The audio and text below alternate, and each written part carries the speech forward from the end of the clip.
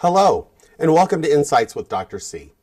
Today I have invited Ann Shar. Ann, welcome to the show. Thank you for having me. I've invited Ann to come and talk to us today about seasonal affective disorder, better known as SAD. But first of all, Ann is a licensed master social worker, and she works for Insight Counseling Services in Rochester. And I love it there. Oh, I'm good. so happy to be there. Yes, good. And she has a long history of working with children, adolescents, and adults. Right now, you mostly work with adults at this point. But she has just a wealth of knowledge, and with her years of experience, I thought she would be a great person to bring on the show to talk about seasonal affective disorder. So, Ann, why don't you tell us a little bit about what is seasonal affective disorder? Okay. Well, we'll start with disorder, which would mean something that would disrupt your everyday life. Kind of puts you out of sync, not your normal self.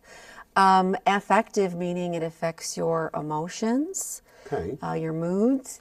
And seasonal, meaning it seems to be affected by the season of the year. So the one we're mostly going to focus on is a winter seasonal disorder. You might think of it as winter depression or something like that. And it can come with the shorter days of fall, and it could stay up until the spring. Okay. I'm assuming that it occurs more in like northern states or like Alaska, places where it is cold, and our version of winter is more of a period of time where you kind of want to hibernate. Right. Okay. Well, it would be great for us in the winter to maybe go to the southern part of South America, because they actually are having their summer, or Australia for that matter. Okay. Yes. But they, like us, have that difficulty in the winter, where about, in Canada, studies have shown about 10% of their population may suffer from SAD because of the fact that they are so far from the equator. Wow. That's a significant proportion of the population. Yeah, it is. 1 to 10% is, but depending on, again, your geography. Right. So the 1% would be those that are closer to the equator. And then studies have shown that it's very much correlated with where you are geographically. Geographical location. Yes, absolutely. Wow.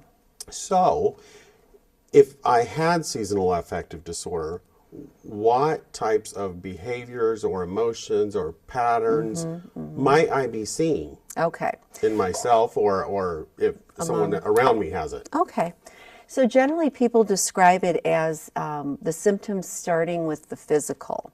Okay. So being tired, feeling sleepy, not having as much energy, maybe putting on some weight, craving carbs,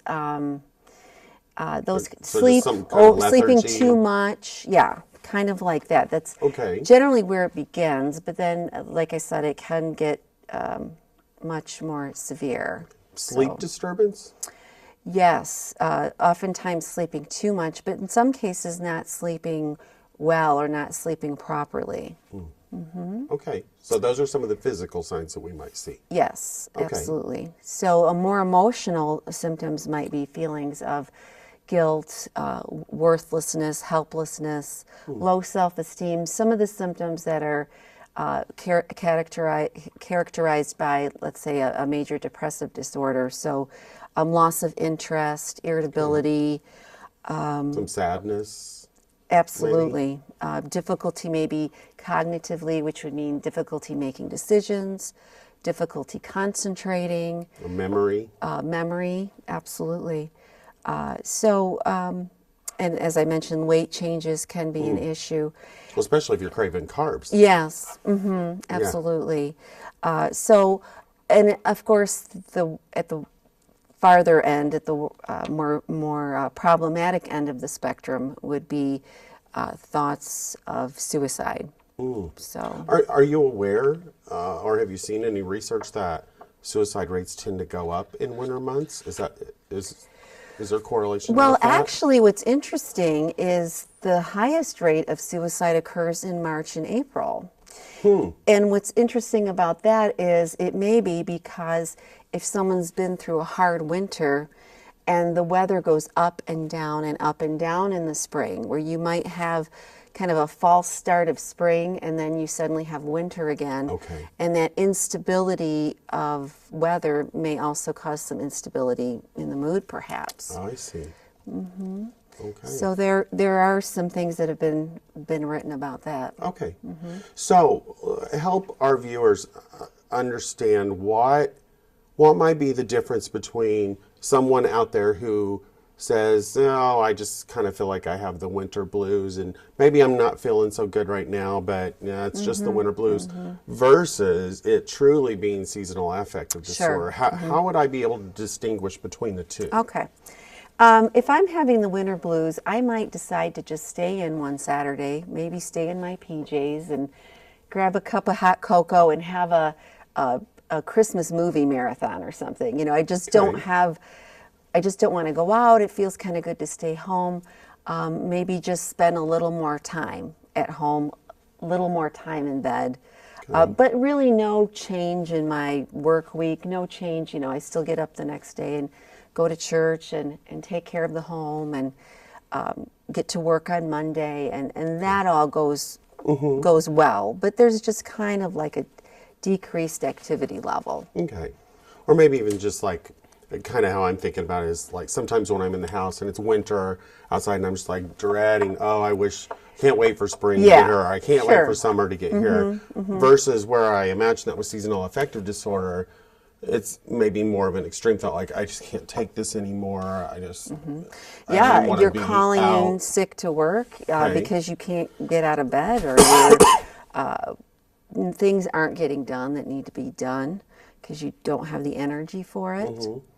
You may be starting to have some depressing thoughts that are causing relationship problems, irritability.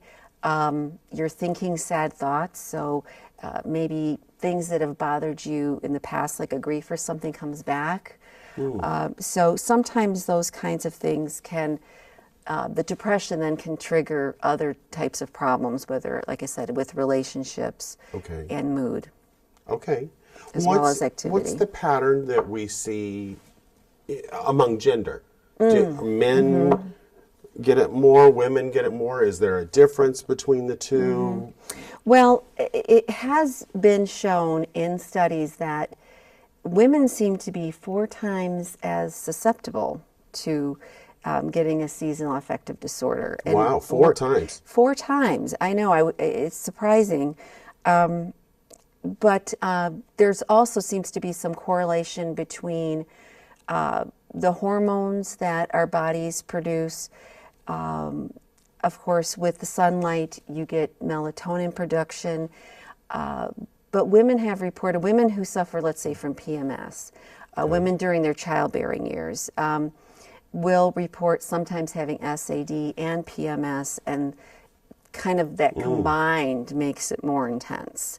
And perhaps that's why women are more susceptible, because they have other mood, hormone fluctuations that could. So that's definitely something for women to watch out for themselves, since they're so much more susceptible. Right. To that. Yeah, there doesn't, after the childbearing years, there doesn't seem to be much difference between men and women, and the same way prior to puberty, there seems to be no difference in the prevalence. Okay. All right. What about children? Yeah. Can children get seasonal affective disorder? Absolutely. And I've seen this in my own home, actually, and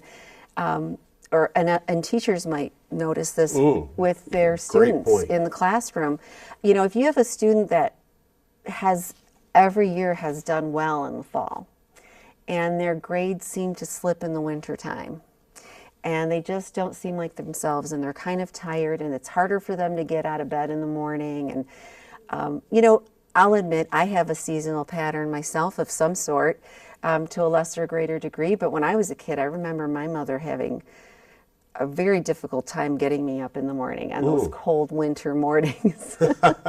So I could relate. And then if they seem to do better again, maybe the last semester or trimester or quarter, you know, if it seems like they're on top of things the beginning of the year and at the end of that school year, but in those winter months, they just seem to really struggle to function Okay. in their daily activities. And so with children, you might see more irritability. You might think that they're being kind of sassy, Okay. or difficult or what have you. But if they're feeling depressed, it's going to cause kind of that irritability, that crankiness, that sort of thing. Well, and I think one thing that's important to remember about children is they often don't have the language to tell us, hey, Mom, I'm depressed. I mean, that's not terminology that they use or words that they think in. So Right. I think you're very right that you might see it more as irritability, or maybe they're grouchier or not following the rules at home, or they're getting in trouble more at school. So there are different behaviors Right. that you might see because they can't vocalize that Right. like an adult can. Yes. And, if you see it 1 year, but, you can't go by one winter or maybe even 2 winters if there's other things going on, because there may be other things that are influencing the child's mood. But if there's an obvious pattern, several years in a row, then it's time to consider this as a possible cause and then treat it accordingly. Okay, so let's talk about treatment Okay. for a little bit. What would be some options if I'm a Okay. person who I'm thinking, wow, I think I have seasonal affective disorder. What steps should I take? Okay. Well, if you feel like you have a mild case of it and you want to just kind of do some self-help, Okay. there's things that you can do. So they find that about 50% of the population that suffers with SAD could benefit just from light therapy. So light therapy would include a number of things. It could mean sitting by a window on a sunny day, anytime you can find one in Michigan in the winter. It's hard pressed. It could mean, if you can afford it and you have the ability to do so, to go on a winter vacation to somewhere sunny, Okay. closer to the equator. Okay. It might mean having more lighting in the home. Maybe having more lighter colors, let's say on your walls or in your home, or so people sometimes decorate with that in mind, that there's more light reflecting. Okay. And it's important to know that the light has to hit the eyes, not directly. But if you're wearing sunglasses, let's say, it's not quite the same. So you want to be able to, if you have a light box, that would be another thing, is you can purchase a light box. Okay, what is a light box? It is something that's designed specifically for SAD. It's Okay. not a tanning light. It's nothing, it's specifically for treatment of SAD. And the ones that have been studied are about a foot square. And you want to put them within close range. So let's say I'm doing some paperwork. Okay. I might have my light on the desk right here facing me. And about 30 minutes in the morning, maybe again in the afternoon, up to 45 minutes, they say, at least 15 or 20. And you can monitor, people, each individual can see what feels comfortable for them. Okay. And so you just don't want to be looking right at the light. Okay, so you want it to come into your eyes, but you don't want to look directly into the Right, light. right. That could be harmful to your eyes. Right, exactly, yes. So, and I want to mention something too, because I have heard of people who have tried tanning salons, and that is not recommended. And a couple of reasons. One is that you're wearing the eyewear, and you certainly don't want to take off your eyewear in a tanning booth. That kind of lighting. Because you could do some serious damage. And of course, the risks of, melanoma. Right. So, because it is going to need to be something that can come in contact with the eye. Okay, yeah, it needs to permeate the eyes. Right. And having said that, it's also important to know that if an older person, let's say who has a cataract, they might be having SAD suddenly because their eyes aren't able to work the way they used to. Or if you're familiar with non-24 in the blind population, where Okay. they have trouble with their sleep and wake cycle. And part of that reason is because their body doesn't perceive the light Okay. to be able to know when to wake up and when to go to sleep. So really all of this starts when the days get shorter, Okay. right? So we're trying to use the light, because if I was a bear, I could just hibernate for the winter. And some people have actually said, well, maybe, as part of the natural world, we're supposed to slow down in winter, and we should just roll with it. Okay. But unfortunately, our society is still on a, 9-to-5 schedule. Right. And, things still have to roll in the winter time. That's not really possible. It's not realistic in the culture in which for we most live to people. do that. For Although, most people. as we talked before we started, we would just winter at some point in Florida if we yes. could. Yes. Snowbirds. But we can't do that right now. Not yet. We still got a lot of work to do. Yeah. So the light boxes then are a popular way to go, and even turning on more light in your home can sometimes be helpful. Not recommended right before bed, more earlier in the day, and preferably morning. Probably because it's stimulating to your mind? Yes. It could actually cause you to be somewhat wakeful if you use that right before bed. Now, there's I'm assuming, and I think I've read this before, that there's some correlation between the light therapy and your body's production of vitamin D. Yes. Which is also a culprit in depression or seasonal affective disorder. Correct. Anything that you might want to say about that? In Michigan, it's probably not a bad idea to get tested for vitamin D levels. I mean, I think that is something that probably most of us Michiganders should check. Right. Because lack of vitamin D can do a lot of things that are not good for the body. Correct. So, yes, vitamin D treatment, which actually...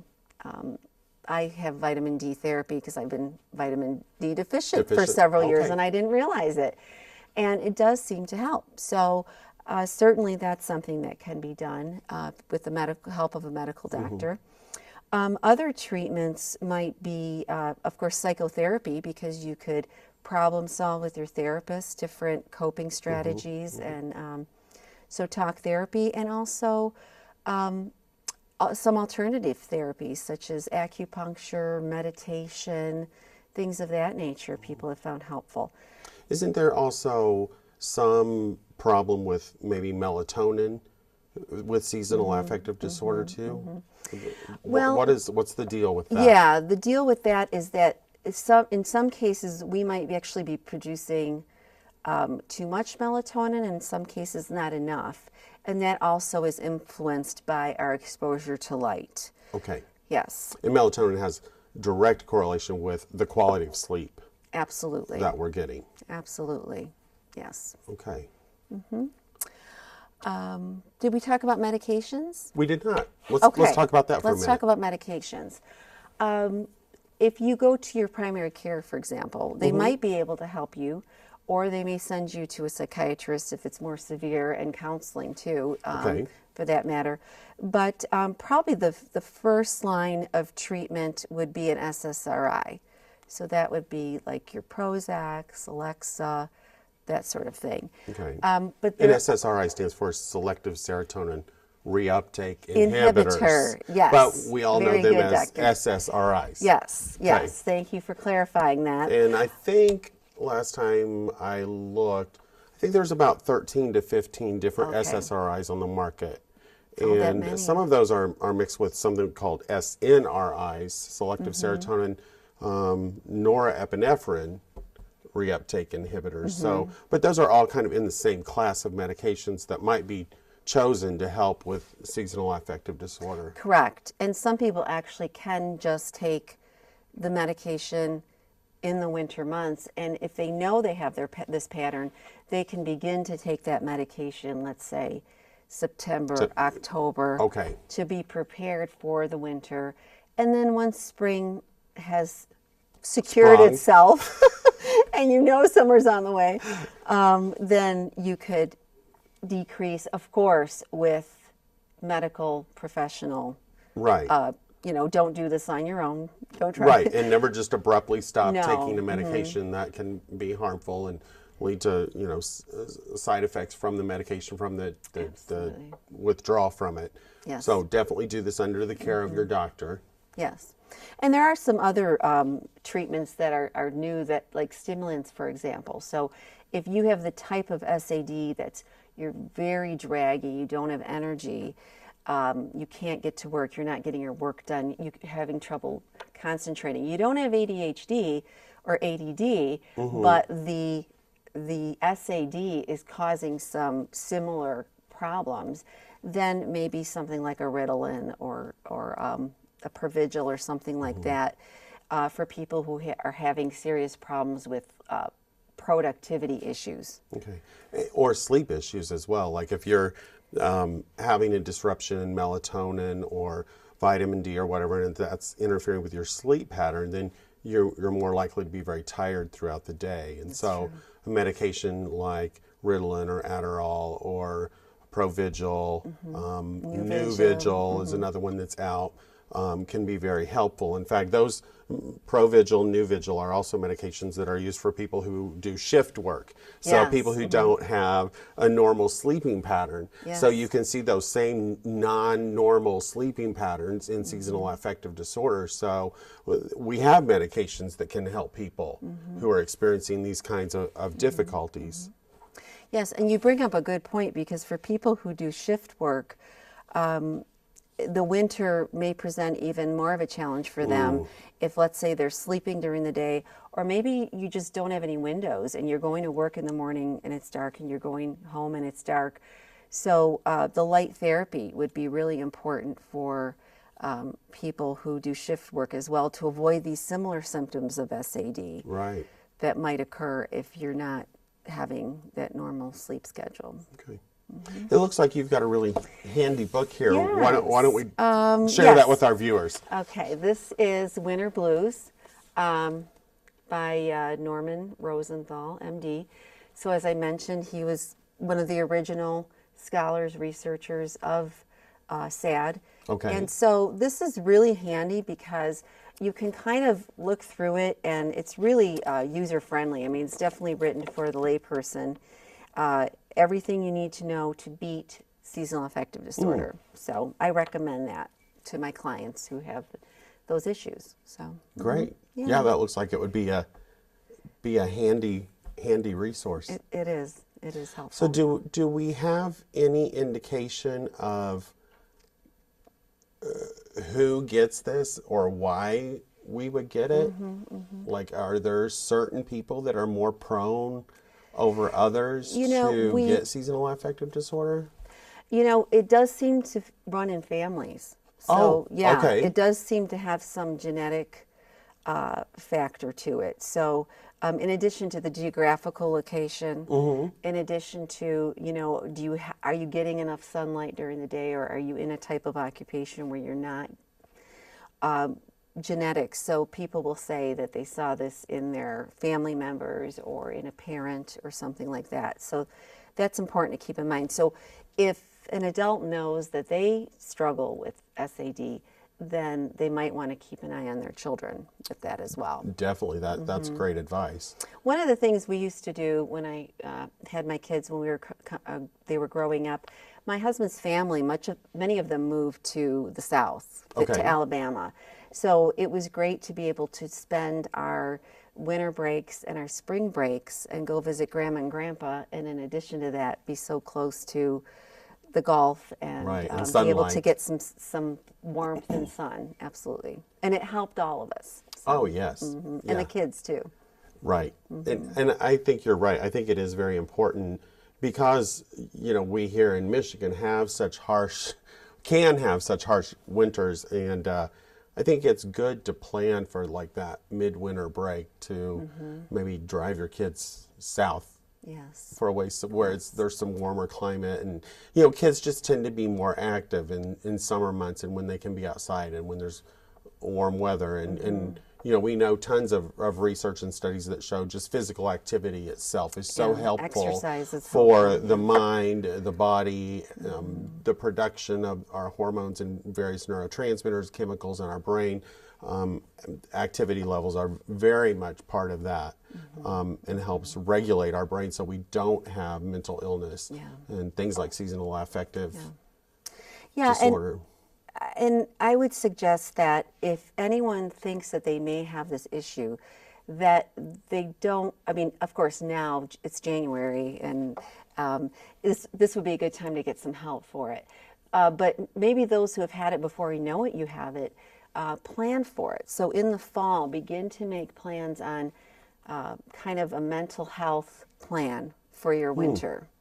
Because I've seen clients who come in, let's say, last winter was very, very cold, as you know. It was. And it seemed to last forever. And the winter before was extremely snowy. Right. So, so far this year, it's really not been so bad for us. We've been able to get outside more. But I've seen where people kind of endured the winter, but sometimes by March, they, you know, that's what maybe why you see the risk of the suicidal ideation going up, because it's like, oh, I just can't do this anymore. I do something similar with my clients. I call it a wellness plan.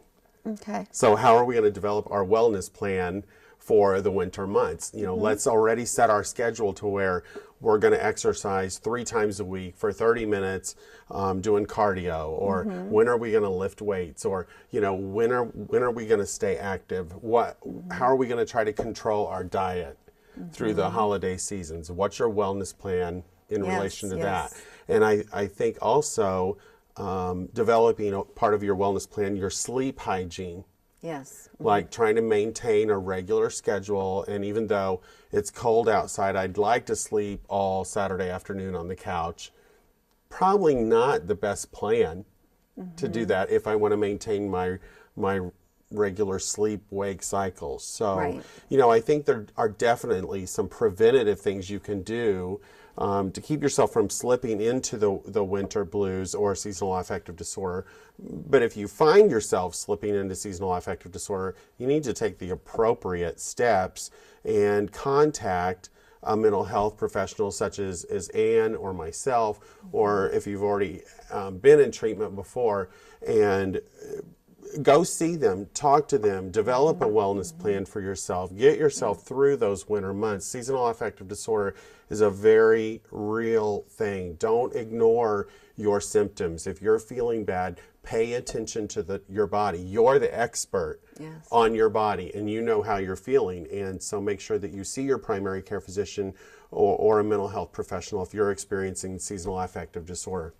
And we're so glad that you were on the show today and just shared your wealth of knowledge. Thank you so much for being here. And to our listeners, I hope you benefited today from hearing what Ann had to say. And do keep in mind that, as I've said, seasonal affective disorder is a real condition. And so pay attention to your body. And please join us next week for our show. And until next time, live well.